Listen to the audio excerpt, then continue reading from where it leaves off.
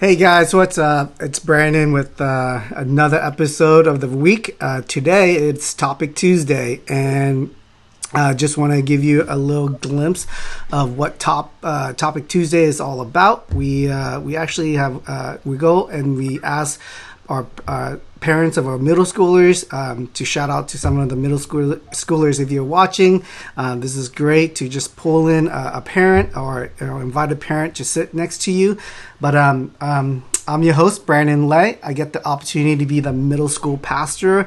And any YouTubers watchers out there, make sure you could put a comment in the chat or ask a question, and we can ask our guests those questions. Or we did a Facebook thing. So we have streaming to Facebook now. So if you are watching on Facebook, you can make a comment and also write a message to our guest, and we could or ask a question, and we can answer those as they come in. So I want to start off with a quote that I looked up. I was searching for quotes that I could post on my newsletter, and if you're a subscriber to our newsletter, you'll get this quote too. But it's from Lisa Whedon. It says this. It says, being a family means you are a part of something very wonderful. It means you will love and be loved for the rest of your life. And I believe that quote is just an encouraging quote for the week, and I hope that it will be encouraging for you today as well.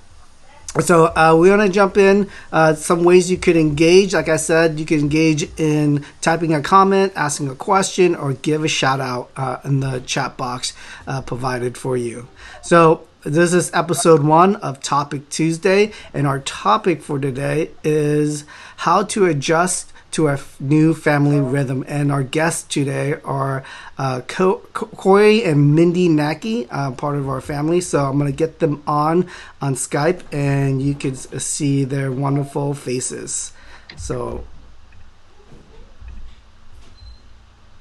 hey guys, what's going on?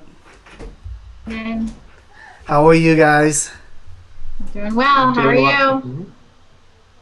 Hanging in there. Yeah? You guys dressed up for the occasion, I see. Yeah. Exactly. Cleaned up this week, which was good. Yeah. So tell us just a little bit about your family dynamic, kids, jobs, whatever you feel comfortable sharing. Go ahead. Yeah, we're a family of 5 here in Fountain Valley. A couple middle school kids, a 7th grader, a 6th grader, and then a 3rd grader as well. So we girl, boy. Girl's the oldest and 2 younger boys. I work for a local software company. Mindy has a couple different I work at a local middle school in the front office, and I also have a part-time job I work. Okay. We're a busy family. Yeah. I mean, any extracurricular activities you guys or kids are in? A lot. The boys are both involved in baseball. What's that? And scouting. Our daughter is involved in dance as well as Girl Scouts as well too. So we're in youth group, of course, there at Beachpoint with the crowd and nightlight. So yeah. We're pretty busy, A to Z. Nice. Well,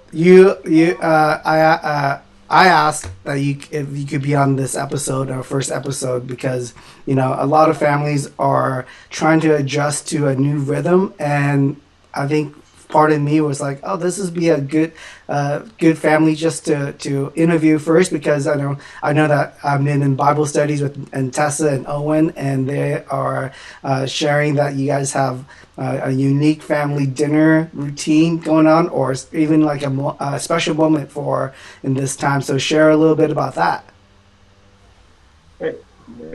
I think, well, like most families, we're just really busy, and so this was like a big halt or a big abrupt sort of stop for our daily flow. So I think, and our kids are pretty used to like a schedule or a structure, so that wasn't as hard as implementing that at home. And it's pretty flexible, depending, every day, depending on moods or heights or whatever.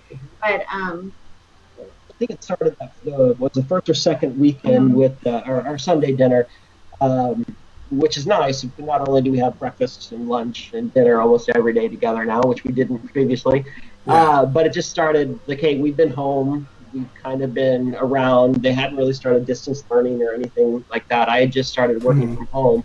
So things were a lot of out of sort. So, just to add some normality to that first weekend where we decided, hey, let's dress up. Well, let's break out the clip-on ties. Let's put on the makeup, her, not me, and have a dinner. And it just really kind of grew from there. Yeah. And we're like, okay, what are we doing next week? So we just kept it going and done different themes every week. It just sort of brings the monotony, I guess, and it's just easy stuff laying around the house. It's nothing extravagant. So. Yeah. Yes. That's awesome. So before we jump into like a new rhythm of your family, share with us or the audience a typical day before the stay-at-home and social distancing order that has been placed on us as a community, as a family. Share with us a typical day in your family before that.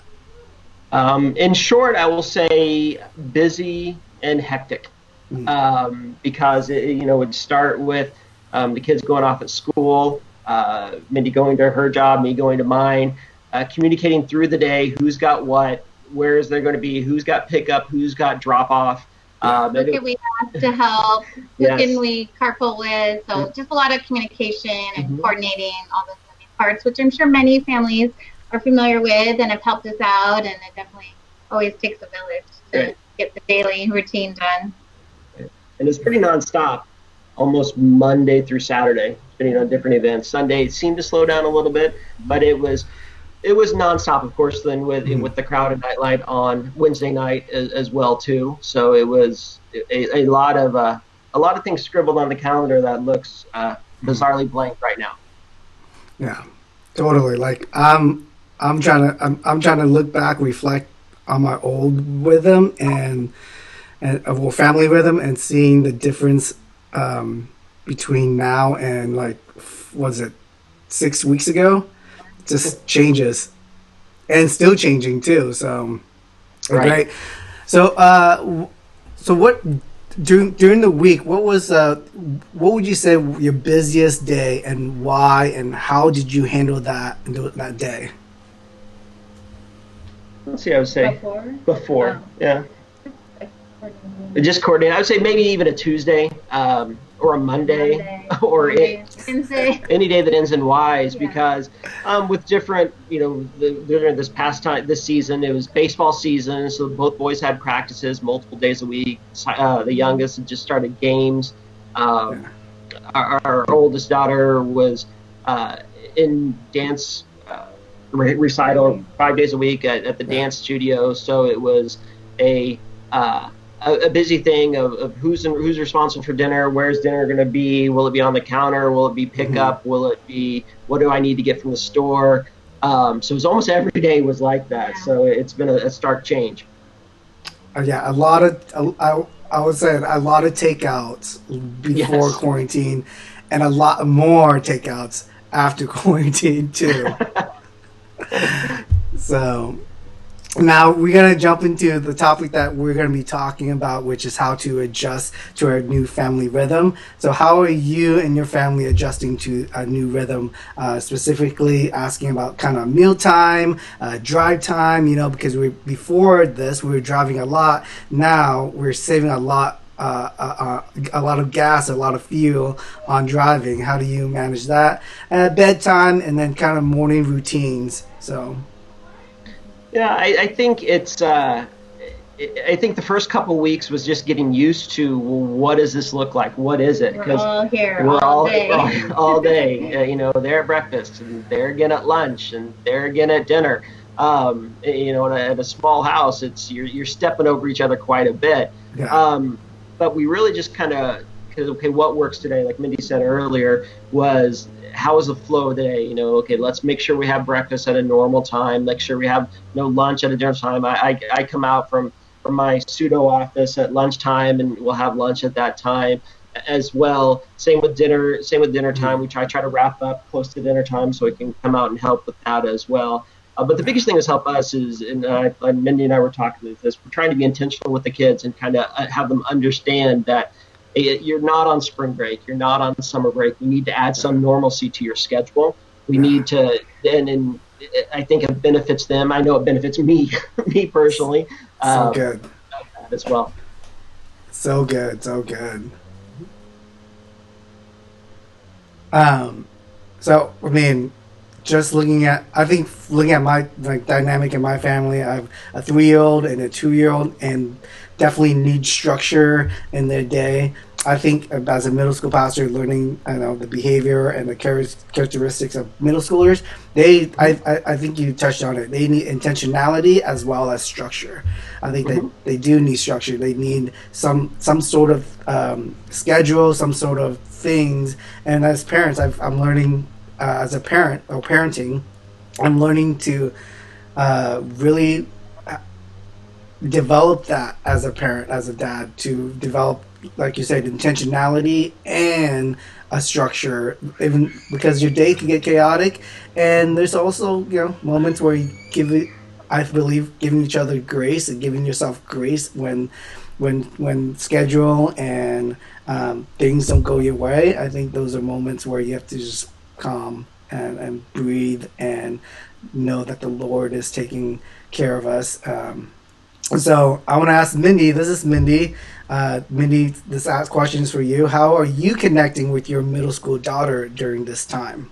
Oh my goodness. Well, yeah, it's a fine balance because they need that structure, but then I think this age group also needs their sort of like alone time, and they need their like friend connection time. Yeah. So definitely like our screen time limits have changed dramatically in this household, or what we would normally allow. Just to, again, give them time to reach out. I mean, even our youngest, I'll have him FaceTime a friend on my phone just so, just get that human connection or that friend connection, that peer connection outside of the home, because we can get a little sick of each other, which I'm sure all families can relate. So, yeah, and I think just with the teenage daughters, just finding those little moments, either at the end of the day, I think for us at nighttime, kind of when the others are in bed and we can kind of sneak away and talk, and this seems to be a good time for us where they actually want someone to talk to and listen to them, and they want to be with you. So that's been fun. Yeah. It's allowed more individual conversations rather than, as they go to bed each night, it's not out of bed as, okay, here's the time, go to bed. It's out of exhaustion. It's out of, okay, you got to get to bed because you got to early rise tomorrow morning for a practice or an event. So the evenings have been good, a little bit of a wind down time to talk through different things, especially with things changing daily in the world, and understand helping them navigate the waters. We didn't, and you as well, Brandon, didn't have to deal with anything like this. Nobody really had to deal with it, and I don't want to say nobody, but the larger chunk of our population haven't had to deal with it. So we're all trying to figure it out and learning. Yeah. We are. We're all trying to navigate this new family rhythm. Well, Cory, this question's for you. Really, you have 2 boys. How are you being a dad, being also, secondary from being a husband? How are you connecting with your boys in this time? It's just listening. I think that's the biggest thing. As a 6th grader and a 3rd grader, one is starting to grow, and as they get close and as they get in those middle school time periods, it's a different than what a 3rd grader goes through, and helping them understand each of them going through different growth periods as well too, and just as the younger sit and talk with him and saying, hey, it's odd being a 3rd grader home and your favorite teacher you only can see twice a week, and then working with the middle schooler as well too. Okay, let's take advantage of this time. Let's pour into potentially a different hobby or pour into a different skill that you want to learn about as well too. Just giving those opportunities, and again, it all comes back to listening to what they're struggling with and where they are with a lot of things. Cory's been really great because he is sort of in his office for most of the day. He has scheduled every day to do like what he's calling University of Dad time with each of the kids. So he'll take them individually Monday, Tuesday, Wednesday for like 20 minutes into his office, and he sort of just teaches them like a subject like Monday, Tuesday, Wednesday, it's either science, history, or writing. And then on Thursday, they get to spin the wheel and they do an elective. So it could be cooking or community service or car maintenance or, whatever. So they have like an elective. So that gives them something to look forward to. They do their elective with him on Thursdays.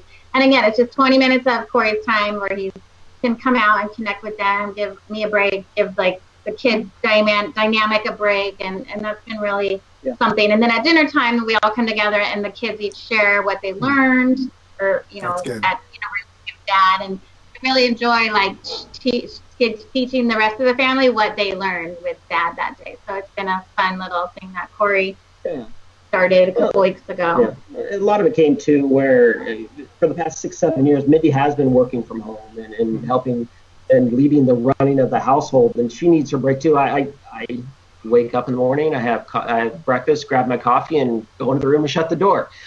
So as we saw the end of the school year, not the end of the school year, but the distance learning stay for the rest of the year, I really felt it on me on how I can help out the family, how I can connect with them. Like I said, as they start to do their things with friends in the evenings and such, what can I do? Because it's really just full time is the way I look at it. I mean, if we look at our middle schooler or our 7th grader right now, we got 5 years left before she's out of high school. If you think of that, that's like buying a new car. When we buy a new car today, she'll be done with school before we're done paying it off. So if you just look at it from that point of view, so just trying to find those times. Yeah. So I don't. You can't. You can't relive that time back, and I think you guys are doing an incredible job. I learned a lot from families because I'm a new parent, I would say, and the age group that that I have, I would want my kids to just speed up to be in middle school because I want to be with them, and I know middle school in that way. But at the same time, I'm learning and developing a new way to parent and stuff like that. So it's incredible to have like a family like the Nackes join us in a conversation to empower, equip parents out there. Any last final encouragement to the audience, to those who are watching now, to those who are watching maybe later, to families? Because I believe this is one thing. I believe God will get us through this. And I think this is more than just survival mode and a survival time. It's going back to basic being a family, being intentional, being a parent, and having children, and how do we engage and how do we inspire and motivate our students to, like you say, continue to grow, be intentional. 20 minutes, 10 minutes, and then also I love it because you guys also trust your students' leaders and the church to partner with you in these times. So you're not doing it alone. So, any final encouragement, Cory and Mindy? Anything that you want to say?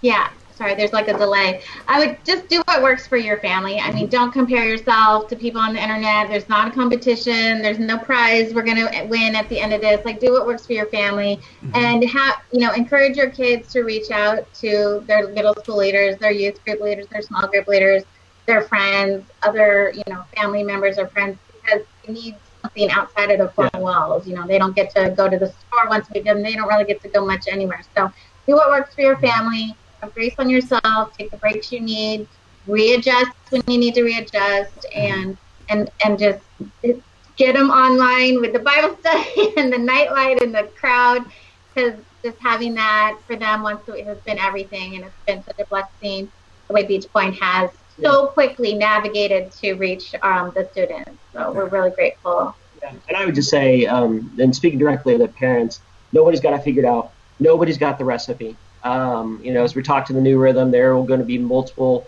times during the day, during the week that you're going to be offbeat. You're going to have the bad days. Your kids are going to have them too. They're allowed to have bad days. They can't stay and having a bad day. They can't turn it into a bad week. That's going to happen. And talking and directly to the kids, we know you didn't ask for this. We know this is not something that you thought back 6 months ago, hey, I wish I can finish off my school year and not see my friends and work and do my school from home. You're not set up to do that, and so it's okay. It's okay to have crummy days, but just like Mindy said, reach out, connect with your friends. Don't close yourself off into your room. Don't just put on your headset and play games. Connect, even if it's just electronically. Seeing somebody's face is a benefit to everybody. Bring a smile to somebody.